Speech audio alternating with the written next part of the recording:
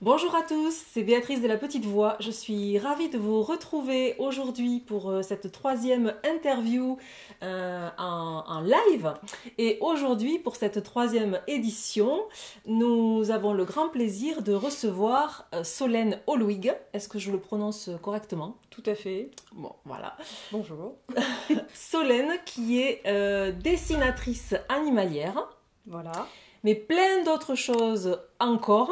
Voilà. Voilà, puisque vous vous doutez bien que si je l'ai invitée, ce n'est pas par ma passion, pour ma passion du dessin, mais bien parce qu'il y a quelque chose d'autre qui m'intéresse particulièrement dans l'univers artistique de Solène. Donc, on peut dire d'ores et déjà que tu as un panel artistique très riche, très varié.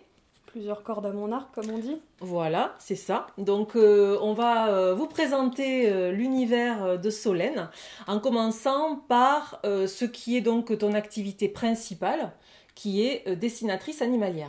Tout à fait. Alors, est-ce que tu peux nous expliquer un peu en quoi ça consiste?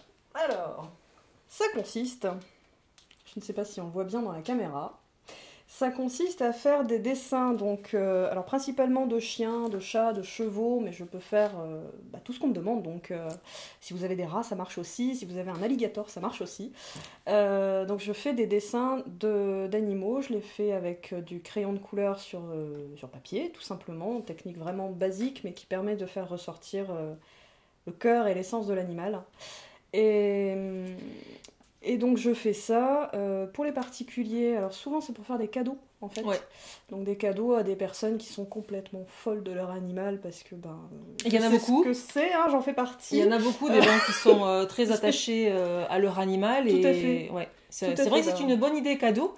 Pour les fêtes, si vous n'avez pas de cadeau, c'est une idée, je trouve, intéressante pour offrir. Oui, ouais.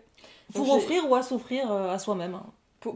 pour le coup, je me fais un petit peu de publicité. Oui, absolument. J'ai une vitesse d'exécution qui me permet de répondre très rapidement en fait aux demandes. Enfin très rapidement, je demande 2 semaines. Voilà. Donc, Oui, ce qui est quand même pas énorme. c'est ça. Donc si vous me demandez aujourd'hui un cadeau de Noël, vous l'aurez largement à Noël. Voilà, je vous rassure là-dessus. J'en connais qui peuvent prendre plusieurs mois. Bon, moi j'essaie d'être un petit peu plus rapide. Mais voilà, lui, c'est mon chien par exemple. Donc c'est Sherlock. C'est Sherlock, voilà, qui est en train de se balader dans le jardin là. Les dessins sont extrêmement bien faits, je trouve. Non seulement ils sont bien exécutés, mais on sent dans tes dessins une véritable, vraiment, comment dire, un supplément d'âme. Je trouve, moi. Merci. C'est vraiment... j'en ai vu plein des dessins d'animaux, parce que c'est quand même assez courant, on va dire. Enfin, sur Internet, oui, si on se balade un peu, on va trouver des dessins. Mais non seulement ceux-là, je trouve, sont hyper réalistes, on est presque dans de l'ordre de la photographie, mais l'intérêt en plus, c'est que c'est ta vision et c'est ton interprétation, et vraiment, il y a vraiment quelque chose, oui, il y a une vibration, voilà, dans ces dessins. C'est ce que j'essaie de faire en fait souvent. Moi je travaille à partir de photographies évidemment pour restituer correctement l'animal qu'on me demande. Et souvent la photographie peut être prise de manière à ce que y ait quand même pas mal d'ombre. Enfin, on n'est pas tous des grands photographes professionnels. C'est sûr. Et j'essaie toujours de récupérer la lumière dans les yeux en fait, dans le regard de l'animal. Et je crois que c'est là que vient le côté justement assez vivant de mes dessins. Et après, tu parlais de dessins photographiques. J'en connais qui font des dessins qui sont vraiment purement photographiques. Moi, j'essaie de conserver un peu quand même l'aspect dessin. Sinon, quand on est dans un dessin animalier qui est vraiment purement hyper réaliste, je me dis qu'il n'y a plus trop d'intérêt à ce que ce soit un dessin, autant prendre la photo. Oui, c'est un avis totalement personnel, hein, ça n'engage que moi. Non, mais c'est vrai. Et puis bon, il y a la patte de l'artiste. C'est ça. Sinon, ça n'a pas l'intérêt. J'aime bien garder le côté un peu trait de crayon, et voilà.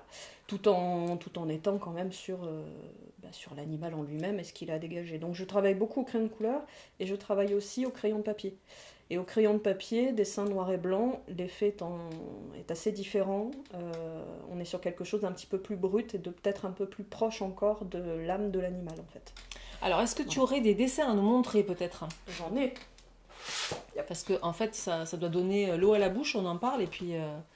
Bon, lui, du coup, c'est le dessin qui m'a servi de travail pour faire donc là, c'est flyer. intéressant parce que le format est plus grand, donc ça Le permet lèvre. de Voilà. d'appréhender mieux le dessin. Donc là, on est sur du dessin au crayon de couleur. Et après, en dessin en noir et blanc, bon, évidemment, j'en ai... oui, je pourrais pas montrer ça après. Hop là, voilà. J'aime bien montrer celui-ci. Hop. Voilà, tac. Ouais, ça c'est très très beau. Et Effectivement. la petite photo d'origine. Donc tu Voilà. ne travailles jamais sur sujet vivant, enfin je veux dire en direct. Alors, je l'ai fait, mais plus pour mon plaisir, en fait. Ouais. Auprès d'oiseaux qui étaient dans une fauconnerie, qui sont absolument magnifiques. Je vous conseille cette fauconnerie, hein, c'est à Haro, ça s'appelle les Aigles d'Or et c'est magique. Et je l'ai fait oui, plus pour le plaisir, en fait. D'accord. C'est vrai que pour une commande, pour une personne, je préfère travailler à partir de photographies. L'animal ne bouge pas Bah oui, sur la c'est plus photo facile, et c'est évidemment. beaucoup plus facile vraiment de capter ce qu'il a à rendre. Et puis ça me permet aussi de travailler la photo qui va être le plus, comment dire, le plus représentative de l'animal pour son gardien, son humain, son compagnon, homme ou femme. Voilà. Alors je sais que tu as fait le portrait d'un cheval. Est-ce que tu l'as Plusieurs portraits de chevaux, alors voyons voir. Est-ce que pour c'est montrer celui dont aussi tu que parles c'est pas uniquement les chiens, donc il y a les oiseaux. Voilà, il y a de l'oiseau aussi. Je sais pas si on a beaucoup de reflets là, peut-être. Non, c'est bon. Hop, ça ira. Allez. Donc, Des poissons. des poissons, des méduses. Encore des méduses. Ici, un petit peu toutes sortes d'animaux. Celui-ci, Ah ouais, ça c'est très très chouette. Ça me fait penser à une BD. Ça pourrait être une BD pour enfants, un personnage tout à fait. de BD. tout à fait, on pourrait, oui. Voilà, des chouettes encore. Voilà. Et les chevaux, donc on va y arriver. Voilà. Je ne sais pas lequel tu pensais. Voilà, celui-là Oui. par exemple. Allez.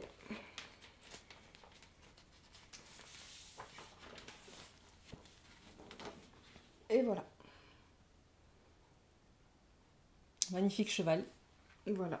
Merci. Je ne saurais pas dire quelle est la race, mais en tout cas il est très très beau. On me l'avait dit et j'avoue que ça m'est sorti de la Ouais, tête. je les connais pas par cœur, donc si quelqu'un le sait, qui regarde la vidéo, n'hésitez pas à nous le dire. En commentaire. Voilà, on aura appris quelque chose. Bon, alors en tout cas, Solène, si les gens ont envie de te commander un dessin animalier, que ce soit pour leur chien, pour leur chat, pour leur cheval, pour leur hamster, leur canari, Tout à fait. donc ils peuvent te contacter. Donc vous trouverez toutes les infos, tous les liens dans la barre d'infos sous la vidéo pour contacter Solène. Voilà. Donc n'hésitez pas. Donc je travaille aussi pour accompagner des deuils. Parce que ça, j'en ai pas parlé, mais nos animaux prennent une place phénoménale dans nos vies. Ils sont vraiment très importants pour nous. Et puis un jour, ils viennent à partir. Et ce jour-là, certaines personnes peuvent avoir plus de mal que d'autres à passer cette étape très difficile qui est un véritable déchirement. Et mon dessin peut venir soutenir en fait cette étape difficile. Ça, c'est Voilà. très intéressant. Et on m'a beaucoup déjà demandé des dessins justement pour des personnes qui venaient de perdre leur chouchou. Leur Oui, amour. pour conserver un souvenir Tout à fait. un peu vivant de l'animal. Très différent d'une photo en fait. Ouais, c'est ça. Ça fait, D'accord. ça fait un beau souvenir. Donc, vous avez toutes les infos, je pense.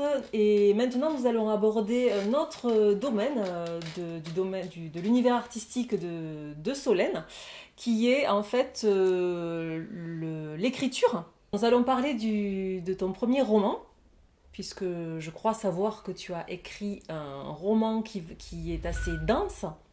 Oui. Voilà. Et surtout, ce qui m'intéresse particulièrement, c'est cet univers que tu as inventé ou que tu as retranscrit, je ne sais pas quel est le terme exact, mais en tout cas qui est unique, qu'on ne retrouve dans aucun autre film ou en tout cas dans la littérature, et qui est vraiment singulier et que tu as développé dans ce roman. Oui. Donc, alors tu peux peut-être nous le vaste montrer. sujet. Le roman, il est là. Alors c'est un pavé quand même, hein. Ça, voilà, c'est un pavé. 643 pages, je crois, pour me souvenir. Oui, c'est ça, 643 pages. Alors on peut peut-être donner le titre, déjà, pour Ça commencer. s'appelle Narzahan, Nouveau Monde, Intrusion parallèle. Cette édition-là, c'est la toute première édition imprimée que j'ai fait faire il y a 10 ans pour présenter le roman aux éditeurs. Donc c'est une édition qui pourrait être faute, mais depuis ça a été corrigé. Oui, mais elle a le mérite d'exister. Elle a le mérite d'exister et de me permettre de vous le montrer. Elle est un peu vieille, hein, je suis désolée, ça fait 10 ans qu'il est là. Et Alors, donc c'est le monde de Narzahan. c'est le monde de Narzahan. Alors ce qui est très intéressant, c'est que tu ne t'es pas contenté en fait d'écrire, comme évidemment dans un roman classique. Ce qui est passionnant dans cet exemple de création littéraire, c'est que Solène aussi a dessiné tout l'univers de ce roman. C'est-à-dire, on va vous montrer, mais les personnages, les animaux qu'il y a dans ce monde, les plantes, les outils, tous les outils, tous les moindres détails de cet univers ont été méticuleusement dessinés par Solène. Et donc ça, c'est le catalogue que tu avais en fait réalisé avec tous tes dessins. Tout à fait. En fait, quand j'ai eu fini d'écrire le roman, donc il y a une dizaine d'années, je me suis dit que pour le présenter aux éditeurs, il aurait plus de poids s'il était accompagné du carnet d'illustrations que j'ai entièrement mis en page pour présenter effectivement donc les animaux, les plantes. Alors, on va pas vous montrer là en détail parce que c'est un petit peu compliqué comme ça. C'est un peu dense aussi. Oui, mais peut-être qu'on pourrait. Moi, j'aimerais juste montrer à ceux qui regardent quelques planches originales de tes dessins qui sont magnifiques. Eh ben, merci beaucoup. Hop. Alors, il y a même un alphabet, hein, oui. dans le monde de Solène. Il y a. Voilà, elle a même créé un alphabet qui est propre à cette communauté. Tout à fait, et donc je pense que c'est lui. Hein, oui, entre autres, mais voilà. je les trouve tous fabuleux, ces dessins. Donc ce sont les planches originales voilà. des personnages que l'on retrouve dans le roman. Donc là, typiquement, il s'appelle Koma. C'est notre personnage principal. Et ce sont, je vais pas dire que ce sont ses aventures qu'on suit, parce que oui, bien sûr que ce sont des aventures, mais ce serait assez réducteur par rapport à l'histoire du roman en question. Bon, je remettrai après. Oui, je pense que c'est le plus sage. Voilà. Et donc, pour reprendre du début, cet univers a commencé à naître dans mon esprit il y a une vingtaine d'années. Donc c'était en 2001 à peu près, j'ai commencé à faire mes premiers dessins. Et tu avais quel âge ? À dessiner. En 2001, j'avais 12 ou 13 ans. Voilà, donc vous voyez, c'est quand même quelque chose qui est de l'adolescence, quoi. Enfin, de la prime adolescence. Tout à fait. À cette époque-là, j'étais une ado qui avait beaucoup de difficultés scolaires. Puisque tu es dyslexique. J'étais dyslexique, je ne le savais pas encore. Je suis aussi HP, je ne le savais pas encore non plus. Donc HP, c'est haut potentiel. L'un cachait l'autre, en fait. Donc on n'avait décelé ni l'un ni l'autre à l'époque. D'où un panel de difficultés voilà, d'où un panel effectivement de difficultés très importantes, difficultés scolaires et difficultés d'adaptation à mes camarades du même âge que moi. Je me sentais tout le temps et avec tout le monde en décalage. J'étais jamais à ma place. Et ça m'a amené en fait à créer cet univers. Un monde voilà, dans lequel je trouvais ma place quelque part. Enfin, je n'ai jamais été un personnage de mon propre monde, mais les gens là-bas, je les comprenais et eux, ils étaient, je pense, en mesure de me comprendre. Alors la question que je me pose, peut-être que vous aussi, c'est est-ce que cet univers, tu l'as créé, tu l'as imaginé pour pallier cette inadaptation, enfin cette difficulté, ou est-ce qu'il était là avant? Est-ce que c'est quelque chose que tu aurais capté et qui préexistait en fait, en quelque sorte? Je crois que c'est un peu les deux en fait. Aujourd'hui, je suis coupée en deux à l'intérieur. Il y a une partie de moi qui est persuadée que ce monde existe et l'autre partie de moi qui est persuadée que la première est complètement folle parce que non, c'est pas possible, ça ne peut pas exister. Et pourtant, je pense effectivement que le fait que je me sois pas sentie à ma place dans le monde dans lequel je vivais vraiment m'a peut-être ouvert l'esprit à capter autre chose. Une autre dimension finalement. C'est ça. Il y a une partie de moi aujourd'hui qui est persuadée que mon âme, comme toutes les âmes, est incarnée dans diverses vies et que l'une de mes vies se déroule là-bas. Alors ça c'est passionnant, vous pouvez l'imaginer, moi ça m'intéresse au plus haut point cette vision des choses, parce qu'on sait aujourd'hui que les âmes qui ont du mal à s'incarner en fait sur Terre, voilà, ont tendance à développer un imaginaire parce qu'elles sont appelées en fait pour revenir à la maison, comme on dit souvent. Pour le coup, c'est tout à fait ça. Ouais. Et là, c'est intéressant parce que j'ai l'impression que tu as connecté une dimension parallèle, ou en tout cas un autre monde. Et on se dit que c'est pas possible autrement parce qu'il y a trop de détails.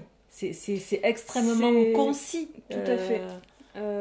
Il y a quelques années, j'ai rencontré une personne qui m'a filé un coup de pouce phénoménal dans ma vie et à qui j'ai offert mon livre en cadeau. Cette personne a continué à m'aider de manière phénoménale suite à ce cadeau-là et je lui ai décrit tout mon univers parce que évidemment ce qui est écrit dans mon roman ce n'est que effleurer la surface de ce qu'il y a à dire. Donc je lui ai décrit tout ce que j'avais déjà décrit jusque-là dans une encyclopédie que j'avais écrite à la main, dans un cahier. Et quand j'étais même pas encore arrivée au bout de cette description qu'elle m'a dit « Je suis sûre que ce monde existe ». Elle m'a dit « Il est tellement foisonnant, il y a tellement de choses, c'est tellement cohérent, il n'y a pas un élément qui nous fait sortir du truc en nous disant « Ben non, ça c'est débile par rapport à ce que tu as dit avant ». Oui, en fait, on est plus presque dans le témoignage. C'est presque de l'ordre de l'anthropologie, quoi. C'est vraiment une démarche presque scientifique, quoi. Elle m'a dit, j'ai vraiment l'impression que tu es en train de décrire des souvenirs. Et c'est un peu l'impression que j'avais. Alors je sais que la phase de sommeil dans laquelle on rêve peut déclencher des émotions qui sont extrêmement réalistes. Mais je sais pas si certains rêves que j'ai faits sont pas justement des souvenirs, vu à quel point, quand je me suis réveillée, alors, ou j'étais vraiment dans la réalité. Oui, pour moi, c'était une réalité, ce qui venait de se passer. Alors, soit un souvenir, soit un voyage. Peut-être. Puisqu'on sait que la nuit, l'âme peut voyager, en fait. Hein, pourquoi pas. Donc, pourquoi pas, pour aller rejoindre cette dimension. Ouais, alors, est-ce que, je sais que c'est vous avez compris, hein, c'est très foisonnant, c'est très...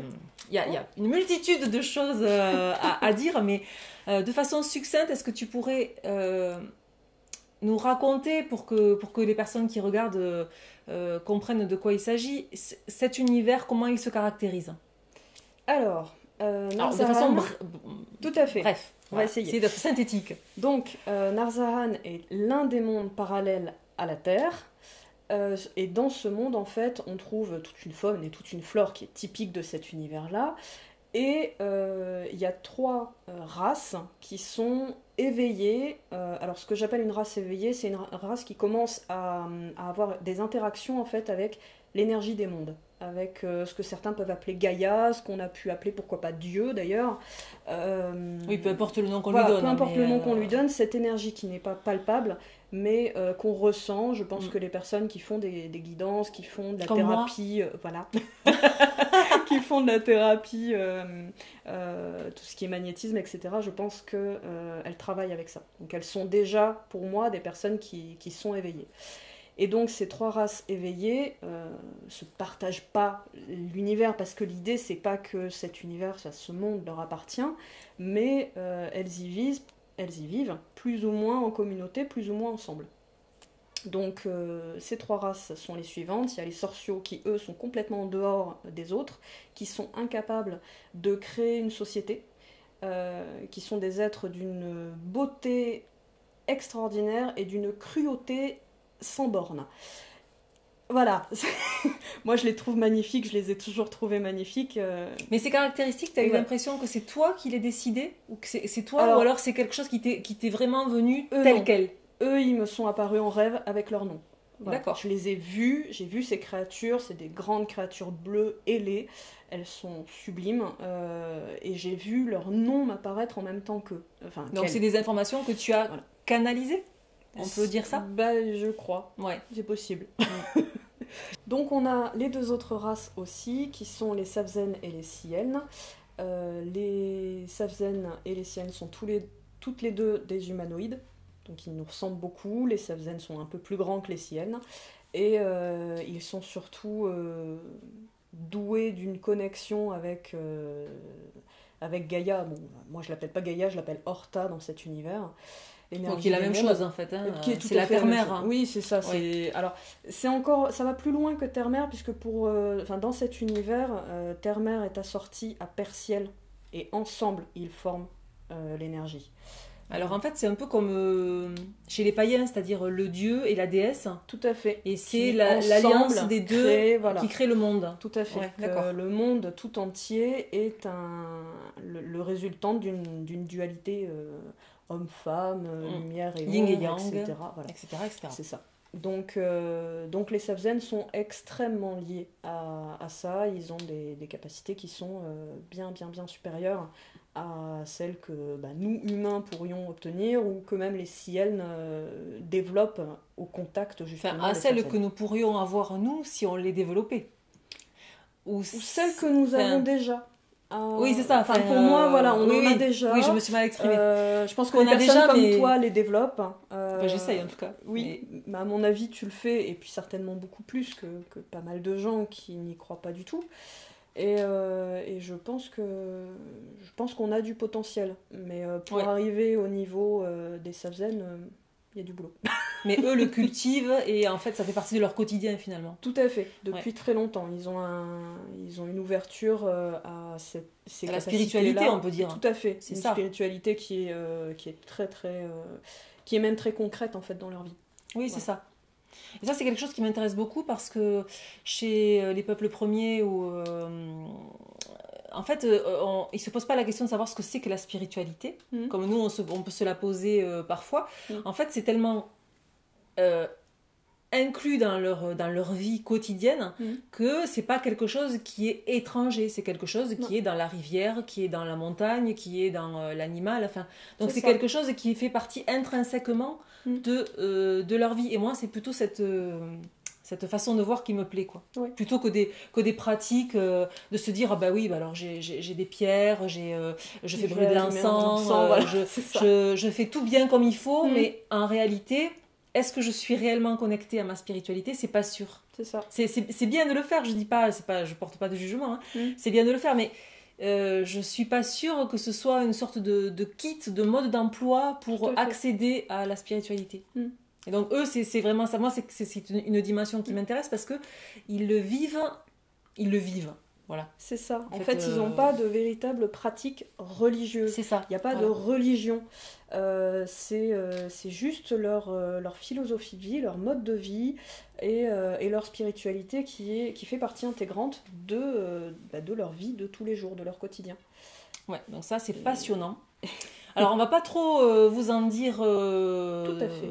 beaucoup plus, pour pas déflorer toute l'histoire et puis vous donner envie de lire le livre de Solène.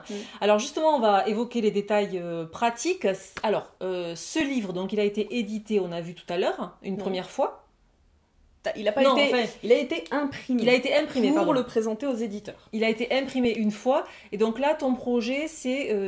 ma question, c'est comment les personnes qui regardent pourront se le procurer, sous quelle forme? Donc, le roman, j'ai pour intention, et c'est clair dans ma tête, d'en faire une auto-édition. Je vais en faire une auto-édition sous quelques temps. Je ne peux pas encore déterminer de timing parce que j'aimerais faire une campagne Ulule. Alors, ça c'est important. Voilà, pour faire le financement de la première partie, puisque du coup, comme on a vu, tu vas faire une pavé. Ouais, c'est ça. Donc on va le couper en 3. Et c'est très pratique parce que l'histoire est déjà coupée en 3. Donc une trilogie. Voilà, on va faire une trilogie.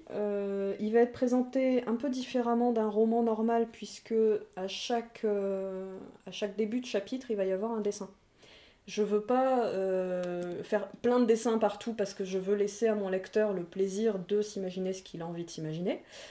Mais en même temps, oui, donner des indications quand même. Voilà, qui est très complexe, qui est très foisonnant, et j'aime bien l'idée de montrer un petit peu, malgré tout, c'est ce que j'avais en tête. Ceci étant dit, toutes les illustrations seront présentées sous une forme de vitrail numérique, et le vitrail, le principe, c'est que c'est pas hyper détaillé, donc ça vous laisse quand même l'occasion d'y aller gaiement avec votre propre imagination.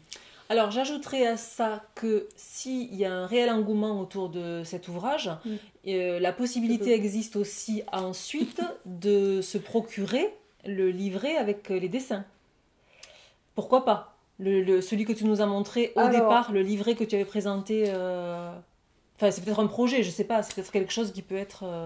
Peut-être pas celui-ci, puisque celui-ci, il a 10 ans. Ah, donc c'est quelque chose que tu pourrais remanier. C'est ça, oui, d'accord. Je le remanierai certainement, j'y rajouterai tout ce que j'ai pu dessiner aussi depuis 10 ans, parce que le portrait que je vous ai montré tout à l'heure du personnage principal, Coma, il n'est pas dans le livret, il n'existait pas il y a 10 ans. Donc je mettrai plus de choses. Mais je trouve intéressante cette idée-là, d'avoir un catalogue qui présente tout l'univers, tous les dessins, parce que je les trouve moi magnifiques, ces dessins, c'est dommage de s'en priver. Pas tout l'univers, hein. Enfin, en tout cas, non, pas tout l'univers. Mais je n'ai pas ramené, mais j'ai des piles et des piles et des piles de classeurs chez moi avec justement un condensé, on va dire. On va dire que c'est un condensé. Bon, en tout cas, campagne Ulule pour financer cette trilogie. Alors, je rajouterai même cette première trilogie parce que mon petit doigt me dit qu'il y a une suite. Alors, il y a une seconde trilogie qui est en cours d'écriture, donc le premier et le deuxième de cette seconde trilogie sont déjà écrits, je suis en train d'écrire le troisième, et c'est pas la suite. Voilà, ça je préfère le dire parce que la suite de ce roman-là m'a beaucoup été réclamée, je ne l'écrirai pas. Parce que pour moi, elle n'a pas de raison d'être écrite. D'accord. Toutes les questions qui peuvent rester en suspens à la fin de cette histoire ou trouvent des réponses dans quelques petits éléments épars dans les dernières pages, ou alors simplement votre imagination vaut largement la mienne, si ce n'est et bien meilleure.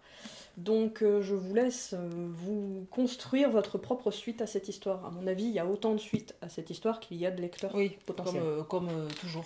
Voilà. Donc ce ne sera pas une suite, donc c'est autre chose. Voilà, ce n'est pas une suite à cette histoire-là. Dans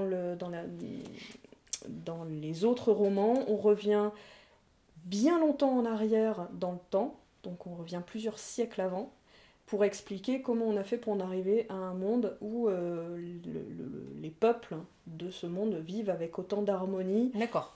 Dans donc c'est la Genèse en quelque sorte. En gros, oui. Ouais. Voilà. D'accord. Donc on n'est pas au même endroit, pas les mêmes personnages et pas le même timing.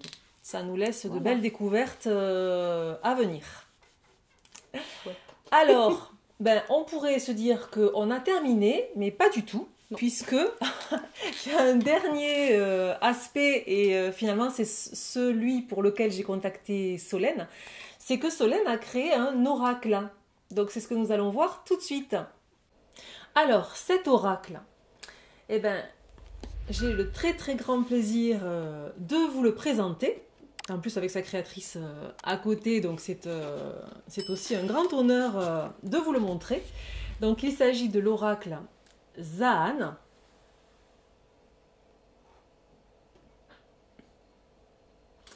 Et en fait, je vais vous parler de la forme, mais juste pour expliquer, avant de donner la parole à Solène, qu'il s'agit donc d'une émanation de l'univers, évidemment, de Zaan, le monde de Zaan.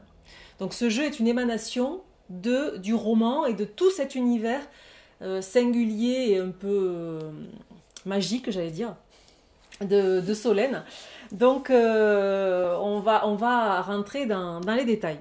Mais avant ça, donc, je vous présente la boîte. Donc, c'est une boîte qui s'ouvre de cette façon, avec des ailettes. Voilà, comme ceci. Donc, c'est une boîte qui est conséquente quand même. Je ne sais pas si vous voyez bien la taille. Bon, elle est très soignée hein, quand même. Hein. Vous avez des textes et des dessins tout le tour. Donc, elle se présente comme ceci. À l'intérieur, vous allez trouver, j'ai déjà enlevé les cartes, vous allez trouver une petite boîte en carton avec un texte derrière pour expliquer évidemment le contenu. Et vous allez trouver bien évidemment les 54 cartes, si je ne me fais pas d'erreur. Je vous montre le dos parce qu'il est juste magnifique, ce dos de cartes. Alors, je vous le dis tout de suite, on ne va pas vous les montrer toutes, on ne va pas montrer les 54 cartes parce que ça n'a pas tellement d'intérêt de montrer toutes les cartes, il faut laisser un peu de surprise. C'est surtout ça. Voilà, et de plaisir aux gens qui vont l'acheter, qui vont le découvrir. Tout à fait. Si on a vu toutes les cartes avant, ça enlève vraiment, je trouve, de la surprise et de ce qui fait le petit piquant quand on découvre un jeu. Donc voilà pour les cartes. Alors, c'est un oracle qui a été édité par une petite maison d'édition située à Tarascon-sur-Ariège et qui répond au nom de Vox Scriba. Tout à fait. C'est tout à fait ça? C'est tout à fait ça. Voilà. Donc c'est ta première création. Tout à fait. Voilà. Et donc, pour revenir quand même à mes moutons, donc les 54 cartes qui sont donc dans la petite boîte. Vous allez trouver à l'intérieur également un livret. Donc le livret traditionnel que l'on trouve dans les oracles. Celui-ci est particulièrement soigné et de qualité. Nous avons quand même quelque chose qui fait 113 pages, qui est en couleur, qui est extrêmement bien présenté. Voilà, je trouve que c'est grand et qui est lisible. Voilà, qui est grand, qui est lisible. Je vous montre un peu à quoi ça peut ressembler. C'était important pour nous de mettre une typographie qui soit suffisamment grande pour que ce soit bien lisible par tout le monde en fait. Voilà. Parce que les personnes qui utilisent les oracles n'ont pas toujours des yeux parfaitement efficaces. Donc, oui, parce que parfois on a des tout petits livrets. C'est ça. Il faut une loupe pour aller dénicher les infos. Et ici, je pense que, enfin, je dis peut-être une bêtise, mais tu as pensé aux dyslexiques. Alors aussi, en un sens, je m'en suis même pas rendu compte puisqu'à l'époque je ne connaissais pas ces règles-là, mais j'ai tendance toujours à écrire avec une typographie sans empattement, donc qui est beaucoup plus lisible pour les personnes dyslexiques, et avec un interligne qui est plus grand que l'interligne normale. Donc effectivement, c'est lisible, c'est aéré, il y a de l'espace, on respire, et pour un dyslexique, c'est plus facile. Donc ce qui est intéressant, c'est que tu l'as fait intuitivement. C'est ça, mais que, de manière très inclusive en fait. Voilà, c'est ça. Donc je trouve très intéressant l'idée que les personnes dyslexiques, et il y en a beaucoup, pourront lire très facilement le livret. Bien, on a passé en revue donc ce que contenait la boîte. Oui, je voulais dire aussi que les cartes sont de bonne qualité. Alors voyez le format par rapport à ma main. C'est un format classique, peut-être... je sais pas, peut-être un tout petit peu plus petit, un peu plus petit peut-être de carte d'oracle. Ouais. Mais j'en ai pas là à titre de comparaison, mais bon, elles sont d'une taille qui est vraiment très très correcte. Hein, alors qui est correcte et qui est surtout pratique. Je me permets de le prendre en main. Pratique à brasser. À brasser. Ouais. Effectivement. Alors ça, c'est une grande question pour les gens qui tirent les cartes. C'est vrai que quand les cartes sont trop grandes, on n'y arrive pas en fait. Hein. Bon, et là, elles sont difficiles à mélanger. Et là, elles sont tout à fait fluides, hein, ça glisse. Vous avez un fini qui est brillant, donc c'est très très très très sympa. Et ce qui fait que les cartes, voilà, sont. Elles glissent bien les unes sur les autres. C'est très très fluide. Pas, ouais, c'est ça. Donc ça, c'était pour la forme. Donc maintenant, on va parler du fond. Ok. Alors, non, j'ai pas fini avec la forme, puisque Solène, tu tenais à nous dire que donc il y a une boîte, oui, mais qu'il y a une autre possibilité. Tout à fait. Alors, on a créé, parce qu'on trouvait ça plus joli que la boîte, en vérité, on a créé des pochons en tissu. Voilà. Qui sont faits main. Qui sont faits, voilà, tout à fait. On n'en a pas beaucoup d'ailleurs. Ils sont réalisés par nos petites mimines. Alors quand je dis nous, en fait, c'est ma mère et moi. Voilà. Donc c'est un travail artisanal. Artisanal et familial. Artisanal et familial. Donc on a fait imprimer le tissu ici par une entreprise d'impression française. Et on a fait entièrement la fabrication à la main. Donc chaque pochon est unique. En bleu, voilà, tout à fait. C'est vraiment une petite production. Et donc dans le pochon, vous avez effectivement la place de mettre le jeu de cartes que voici, et qui est pour celui-ci emballé dans un petit sachet en tissu. Ah, ça c'est trop beau, il faut le montrer. Fait à la main aussi. Hein. C'est très joli, c'est de l'organza. C'est de l'organza, et donc on ne les a pas achetés sur internet, on les a entièrement fabriqués. Eux aussi. Tout à fait. Donc ça évite en fait que les cartes se baladent dans le grand pochon. Tout à fait. Et voilà, ça les garde. Voilà, c'est peut-être un peu plus joli dans le temps que la boîte en carton. Après, je ne sais pas, chacun ses. Après, ça dépend. En fait, si vous souhaitez acquérir l'oracle, vous trouverez tous les liens pour le faire en barre d'infos, et vous aurez le choix. Soit l'option boîte, soit l'option pochon artisanal et familial. Tout à fait. En espérant qu'il en reste. Il va falloir s'y mettre. Hein. Je crois. Il va falloir s'y mettre. Merci beaucoup. Donc voilà. Et puis évidemment, vous avez largement la place de mettre le livret. Le livret, voilà. Très bien. Et il y a la place aussi pour mettre d'autres éléments dont on peut parler. Dont on parlera après peut-être. Après, comme on tu va, veux. On va d'abord parler des cartes. Alors, en fait, donc comme on le disait, on va retrouver dans ce jeu tout un univers. Une grosse partie. Voilà. Surtout, en fait, la spiritualité des personnes qui vivent donc sur Narzahan. Que moi, j'appelle les Zahanais, donc... ou Zahanan. Ouais. Voilà, faut suivre. Quand je dis les Zahanan, c'est ce peuple-là. Ok. Alors, on va peut-être vous en montrer 2 ou 3. Pourquoi pas. Alors, je te laisse les choisir. choisir. Alors déjà, pendant que Solène choisit les 2-3 cartes qu'on va vous montrer, je peux vous dire que c'est un univers qui est très coloré. Les cartes sont très colorées, parce qu'il y a l'idée du vitrail aussi. Tout à fait. En fait, elle a conçu chaque carte comme un vitrail. Et donc on retrouve cette structure dans toutes les cartes. Et c'est un univers qui est très coloré et très éclectique, je dirais. Donc on va vous montrer un aperçu. Oui, je voulais laisser... Allez, on va mettre celle-ci. Non, alors moi, j'en prendrai une aussi. Je vais te laisser... je te laisse prendre la dernière. Oui, alors. Voilà. Là, c'est le destin qui a décidé. Alors, exactement. Alors, est-ce que tu vas nous les montrer l'une après l'autre, et tu peux peut-être nous en parler. Ok. Allez. Donc, celle-ci... Alors, elle s'appelle comment, cette carte? Le détroit des baies Daniel. Le détroit des baies Daniel. Alors, est-ce que tu peux nous en dire un peu plus? Alors, le détroit des baies Daniel est un lieu, un paysage donc de Narzahan. C'est-à-dire que c'est comme si je parlais du désert de Gobi ou de la forêt d'Amazonie. Cet endroit... Je vous la montre. Cet endroit est un détroit donc entre 2 grands territoires émergés. Et c'est une langue de mer qui est complètement hérissée d'apics rocheux d'une teinte très sombre dans la pierre.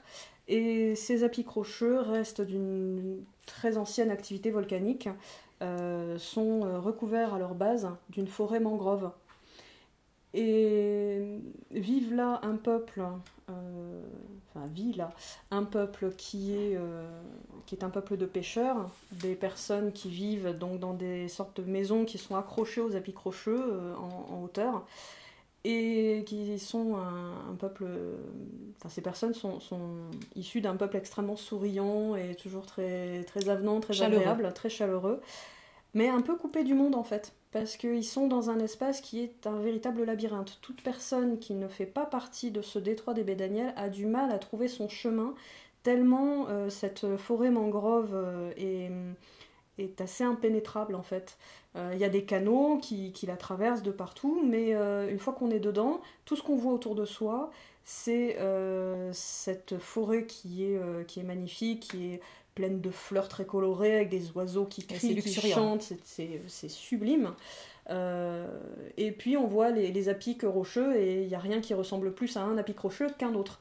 Et donc, à moins d'avoir un excellent guide qui est issu, pour le coup, de ce peuple-là et qui sait où il est, on ne peut pas traverser ce détroit, c'est pas possible. Ou alors on s'y perd, avec ravissement, mais on s'y perd et on ne revient jamais. Donc ça, c'est un exemple de décor, on va dire, que l'on trouve dans ce monde. Voilà. Très bien. C'est l'un des paysages. Et donc le message de cette carte est effectivement celui-ci, que peut-être que dans votre vie, vous avez l'impression de profiter avec beaucoup de ravissement d'une situation, mais cette situation est un véritable labyrinthe, et il va vous falloir accepter d'avoir le guide et d'avoir de l'aide pour en sortir. Même si ça vous fait mal au cœur de plus être dans cette situation, elle est labyrinthique et elle ne vous apporte rien de bon, en fait. Enfin, rien de bon. Une expérience, oui, mais une expérience qui n'a d'intérêt que si elle l'amène sur autre chose. Elle est transmutée. Voilà. Très intéressant. Alors, pour ma part, donc, la première carte, c'est celle-ci. Alors, hop, voilà. C'est Numéa. Alors, cette carte, elle me parle énormément parce que, en fait, c'est la prophétesse, c'est l'image de la prophétesse. Donc, c'est quelqu'un qui, vous voyez, moi, les longs cheveux, ça m'évoque la connexion avec son intuition, avec sa petite voix intérieure. Ça m'évoque aussi les racines, le fait d'être connecté à Gaïa, d'être connecté à la source, parce qu'en réalité on parle beaucoup d'enracinement, mais l'enracinement il est en bas et il est aussi en haut, c'est le fait d'être aligné, enfin en tout cas c'est comme ça moi que je le perçois.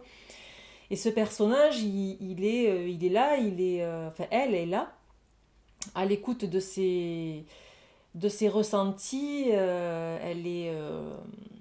très intuitive. Elle est très très intuitive, elle est inspirée, elle est connectée et elle, je sais pas comment dire ça, elle sent les battements de cœur de Gaïa, elle est branchée sur la vibration de cette terre. Peut-être qu'on peut regarder dans le livret quelle est la signification que vous allez trouver si vous tirez cette carte.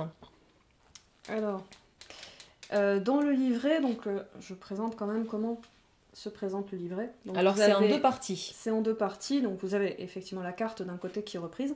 Ensuite vous avez le sujet de la carte, puisque moi je sais qui est Numéa, mais donc ça vous explique, tu sais pas. Voilà, exactement. Donc ça te permet de savoir qui est Numéa. Et ensuite le message, donc sur la partie basse. Hop, voilà, tac. Et donc le message qui permet de savoir effectivement qu'est-ce que Numéa a à nous dire. Qu'est-ce que cette carte vient nous raconter. C'est ça. Que veux-tu, le sujet ou le message ? Le message. Le message. Numéa est une prophétesse. Elle vous interroge sur votre propre médiumnité. Vous arrive-t-il d'avoir des ressentis étranges ? Recevez-vous des messages ? Ne doutez pas de vous et de votre légitimité. Faites-vous confiance, acceptez ce don. Sur votre chemin, vous croiserez d'autres personnes comme vous, et vous apprendrez. Si c'est en vous, c'est pour de bonnes raisons. Peut-être pourrez-vous aider les autres, ou vous aider vous-même. Bon, c'est assez formidable comme message. Donc c'est aussi voilà, se faire confiance. Tout à fait. Tout à fait. C'est ne pas se dire que qu'on n'est pas capable, que c'est que les autres oui mais pas nous.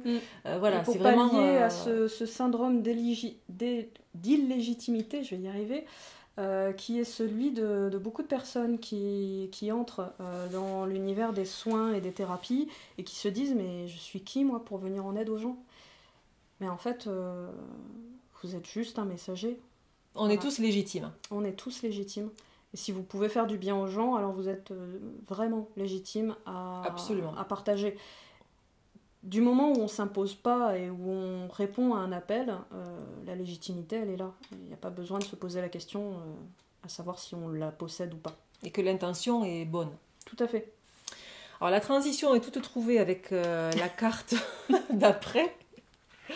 Quand on parle de soins, donc c'est une carte que j'aime beaucoup. Je pense que ça doit être presque ma préférée de l'oracle. Et cette carte, elle s'appelle la sphère d'apaisement. Alors, en fait, elle est un peu différente à mon sens des autres cartes, dans le sens où elle est vibratoire, c'est-à-dire qu'elle a un pouvoir intrinsèque qui agit sur vous, qui la regardez et qui la regarderez. Et c'est cette idée en fait que elle contient en elle la capacité, le pouvoir de guérison. Donc on parle souvent du fameux rayon vert de l'archange Raphaël quand on fait des soins, qu'on veut se guérir soi-même, on imagine toujours la couleur verte qui guérit. Et ben là c'est un peu la même idée, c'est-à-dire que cette carte vous aide à visualiser une boule d'énergie, une sphère d'énergie qui guérit. Et donc ça, je trouve ça très très intéressant. J'avais déjà fait une review sur un oracle qui était entièrement vibratoire. Et ça, je trouve ça mais passionnant. Donc c'est pour ça que j'aime beaucoup beaucoup cette carte. Alors, que nous dit le livret ? Alors là, je vais lire autant le sujet que le message, puisque c'est assez court. Ouais. Donc le sujet, cette sphère de filigrane d'argent emplie d'une fumée beige et lumineuse, incarnation d'Horta. Donc Horta, c'est, je vous rappelle, Gaïa. L'énergie des mondes, la réunion de Père-Mère et de Terre-Ciel.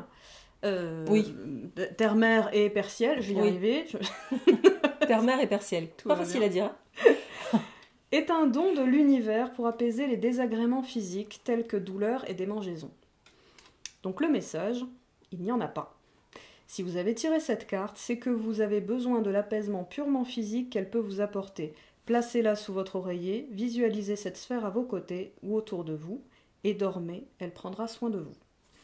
Tout en rappelant que cette carte ne se substitue pas à un traitement médical. Bien évidemment. On est bien d'accord.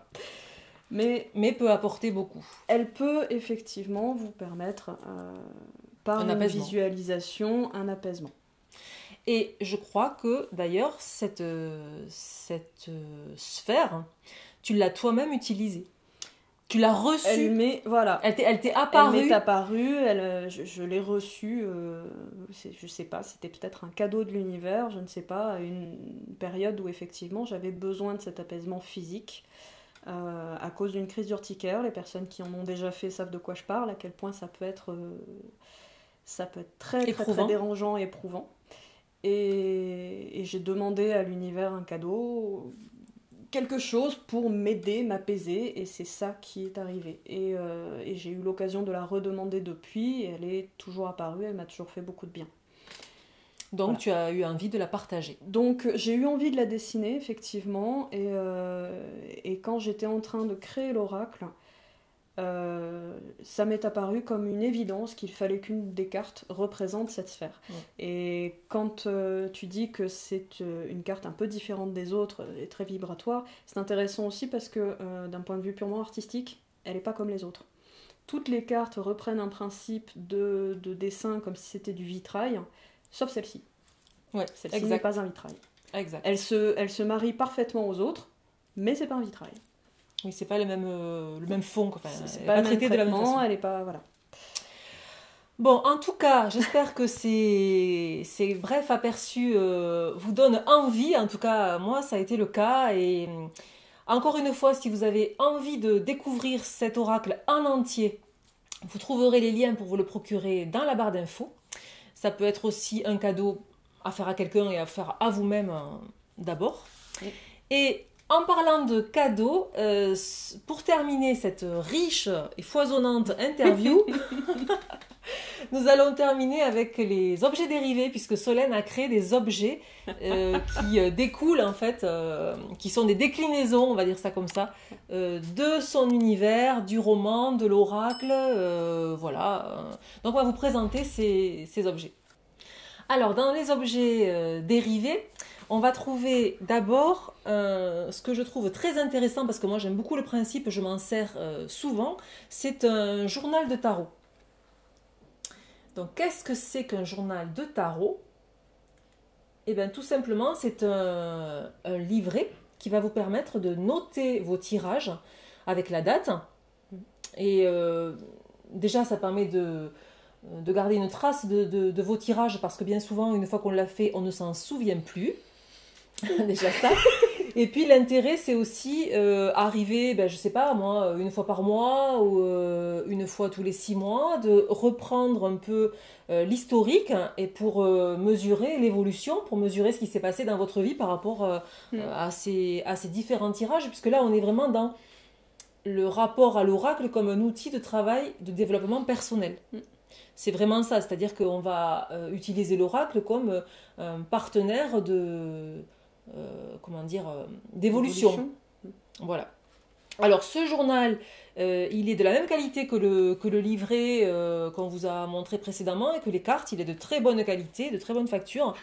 À l'intérieur, vous allez trouver des pages colorées, très colorées, de différentes couleurs. Oui, elle dit ça parce que j'ai fait la remarque qu'à mon goût c'était un peu trop coloré, mais bon, chacun ses goûts.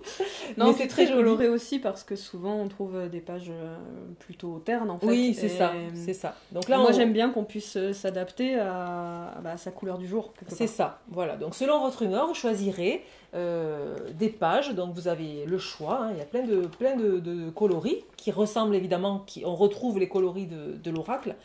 Et puis Solène aussi a mis, je trouve que c'est très intéressant, une introduction. Il y a quelques pages introductives où on apprend en fait qu'est-ce que c'est qu'un oracle, pourquoi tirer les cartes, comment purifier l'oracle. Comme dans un livret, vous aurez aussi des idées de tirage, donc ça peut être sympa. Et elle a poussé le bouchon, elle a même mis un exemple de tirage. Pour voir en fait comment on peut s'approprier le carnet, comment on peut noter, voilà. Sachant que tout ce que j'écris là-dedans, ce ne sont que des idées. Je ne veux pas en fait imposer cette vision des choses et dire c'est comme ça qu'il faut faire. Non, il faut faire comme vous le sentez, suivre en fait ce qui vous vient de votre cœur. Absolument. C'est ce que j'arrête pas de répéter en fait au début, c'est suivez votre intuition, c'est elle qui vous donne le chemin. Et d'ailleurs la dernière page introductive, c'est absence d'instruction et affirmation de soi, faites-vous confiance. Donc et c'est marqué trêve de blabla, maintenant c'est à vous. Donc c'est vraiment dans cet esprit-là que tu as conçu et l'oracle et le journal. Ouais.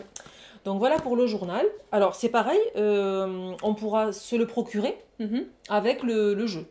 Tout à fait, voilà. Tout à fait. Tout ça est trouvable sur mon site internet, sur ma boutique. Dont vous trouverez les liens dans la barre d'infos. Tout à fait. Ensuite, une création que je trouve très sympa.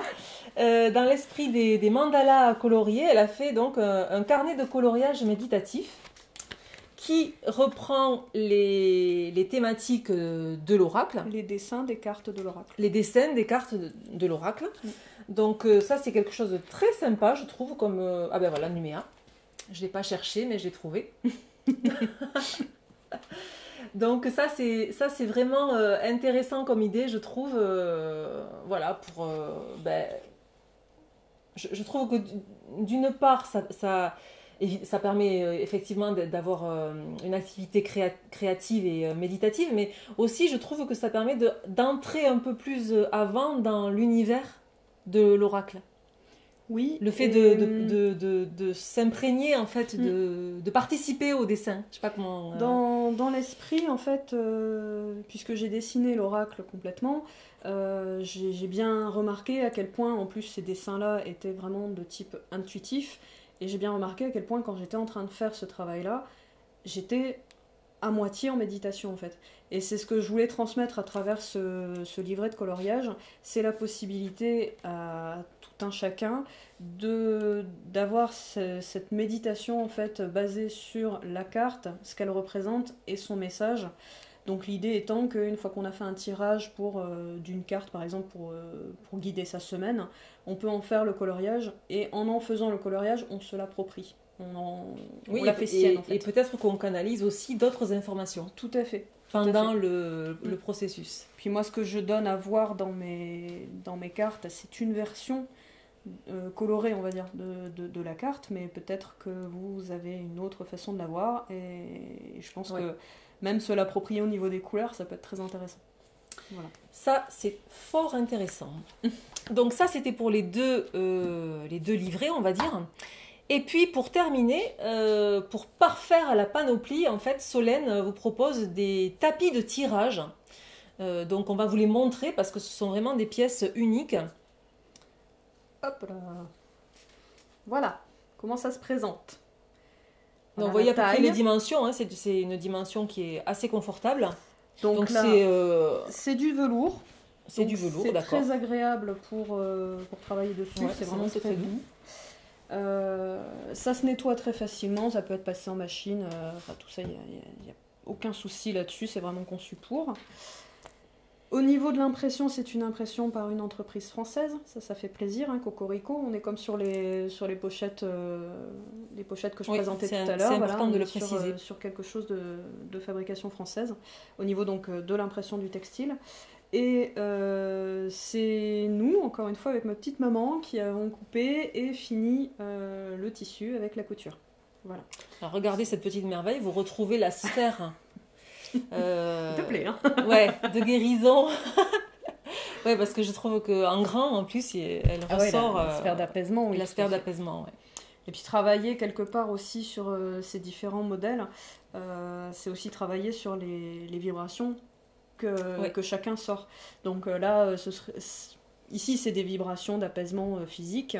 Celui-ci, c'est le symbole de la présence d'Horta absolument partout et tout le temps. Donc c'est pas tout à fait les mêmes vibrations aussi, et c'est peut-être ça qui peut...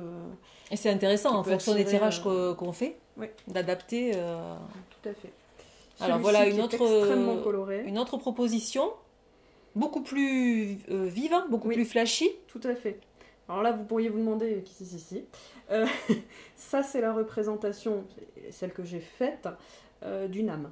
Donc une âme avec à l'intérieur tous les petits ronds qui représentent l'une des incarnations de l'âme, et les liens entre toutes les incarnations. Donc les boules sont les incarnations. Tout à fait. Qui sont plus ou moins éveillées, c'est la lumière en fait qui est à l'intérieur. D'accord. Voilà. Et les liens évidemment entre elles. Et les liens, voilà, entre elles. Faisceau, Puisque je considère, bon là après, j'en ai pas représenté énormément, on peut considérer qu'une âme s'incarne beaucoup plus souvent que ça. Oui. C'est juste une représentation. Mais l'idée, c'est que effectivement, chaque incarnation est liée à toutes les autres en fait.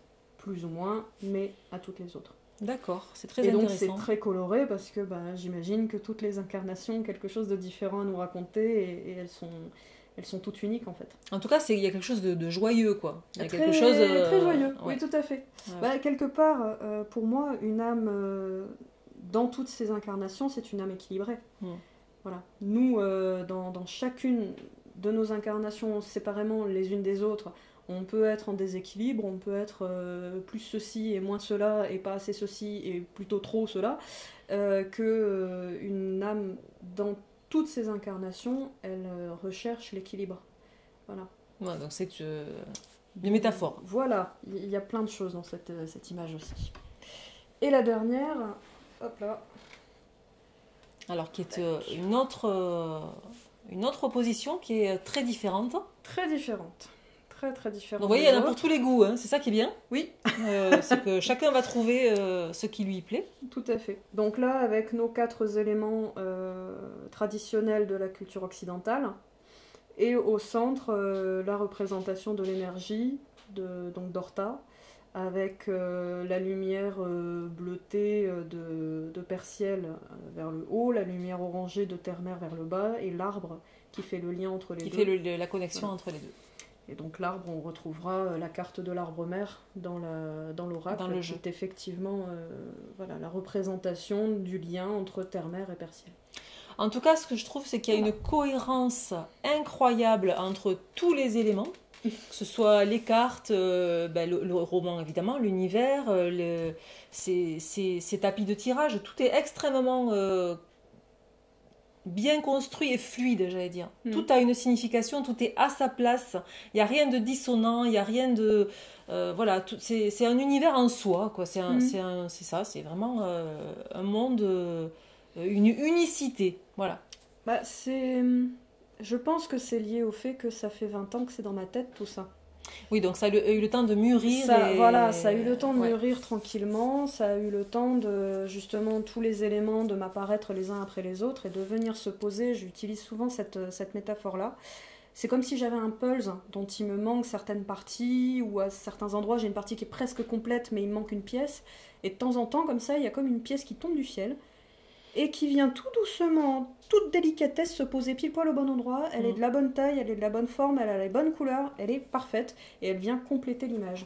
Et ça arrive en fait très fréquemment, qu'il y ait comme ça des petites choses qui tombent, qui arrivent au bon endroit. En tout cas, est un exemple. D'accord. Voilà.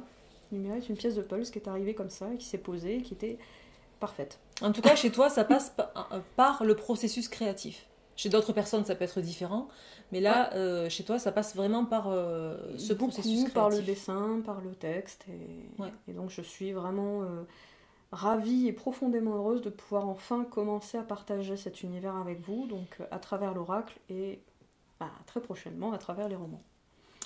Bien, en tout cas, nous aussi, nous sommes ravis de t'avoir reçu en interview, parce que c'était vraiment très intéressant et je suis très très heureuse d'avoir fait cette rencontre.